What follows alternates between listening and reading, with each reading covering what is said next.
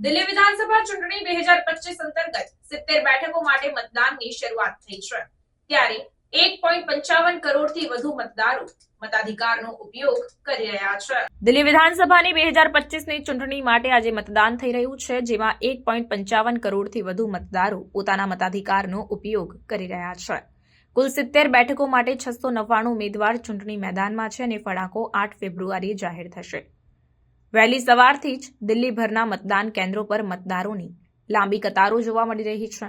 ચૂંટણી અધિકારીઓએ સુરક્ષાના સઘન બંદોબસ્ત સાથે વ્યવસ્થાઓ સુનિશ્ચિત કરી છે, જેથી મતદાન પ્રક્રિયા સરળતાથી પાર પડે। આ ચૂંટણીમાં મુખ્ય રાજકીય પક્ષો વચ્ચે કટોકટીની ટક્કર જોવા મળી રહી છે। આમ આદમી પાર્ટી જે સત્તા જાળવી રાખવા પ્રયાસશીલ છે, ભાજપ જે ફરીથી દિલ્હી પર કબજો મેળવવા ઈચ્છે છે અને કોંગ્રેસ જે પોતાનું જૂનું પ્રભાવક ક્ષેત્ર પુનઃસ્થાપિત કરવા માટે પ્રયાસ કરી રહી છે। શિક્ષણ, આરોગ્ય, વિકાસ અને શાસન જેવા મુદ્દાઓ ચૂંટણીમાં નિર્ણાયક ભૂમિકા ભજવી શકે છે અને વધુ મતદાન ટકાવારી આ ચૂંટણી માટે નિર્ણાયક સાબિત થશે।